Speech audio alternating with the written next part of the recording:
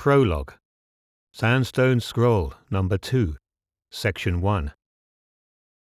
Barely a man of 23, it has been my duty since childhood to be trained in the ways of the scribe. I was taken in by the court priests at an age that I cannot recall. The capital, Barth, is in the southwestern corner of the known world. It is a beautiful, lush city against the sea. The empire is absolute, the pinnacle of mankind itself. Sometimes I wonder what was before, but when I ask the scribes or priest, they stay silent. So be it. As a god walking amongst men, Emperor Barth graces us with his presence. The soldiers speak of his conquests against simpletons outside the empire. Civilizations of mud huts fall before his imperial might. Soldiers bring back tales of three-legged beasts with tusks so large they could skewer a man, and in the sea a one-eyed beast with 13 arms that crushes ships without provocation. There are those, bolder than most, who claim these creatures of the sea are the gods of the world and empower Barth to rule in their stead upon the land. Until recently, the empire has been consistently expanding. The surplus of imperial troops never seems to diminish. 1,000 men fall, and 1,000 more are recruited. Within the last year and a half, the emperor's wife has taken ill. She has not been seen publicly for nearly 9 months, and Barth no longer attends public functions.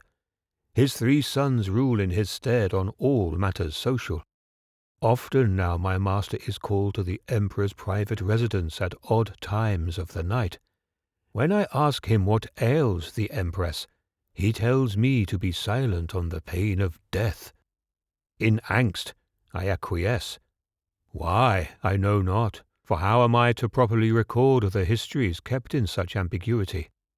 Sandstone Scroll Number 2, Section 36. 20 years have passed since the empire's last expansion. Why conquest has been halted this long I cannot say. Emperor Barth has not been seen publicly for well over a decade. The capital has become a cesspit of greed and debauchery under his son's unchecked impulses. As a scribe, I have had privileged, albeit limited, access to the palace residence. The man that I have seen has been brutal and angry about the world which he built. Barth often ponders, speaking out loud, but grows sullen if responded to. The princes bicker amongst themselves about riches, women, and territory as if their father is already dead. Emperor Barth is in very good health, and showing no sign of aging. A god, truly. The emperor appears to be a man younger than myself, although my master claims Barth is in his 70s. Is this magic born of good virtue? It has been 2 weeks since my last inscription.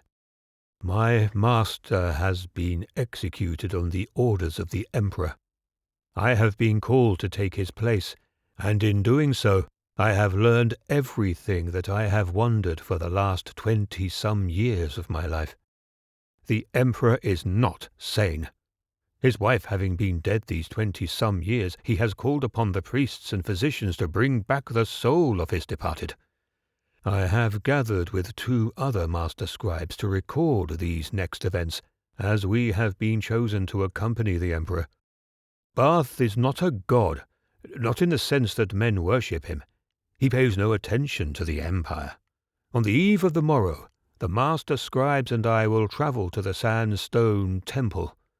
We shall meet with the physicians and record formulas before proceeding to the resting place of the Empress in the Valley of the Snakes. Here the Emperor will reunite with his wife in spirit and body. If such a thing is truly to be accomplished, it frightens my soul. No mortal should have power so raw, so beautiful, so devastating. Eich mar vatu, eich mar velen.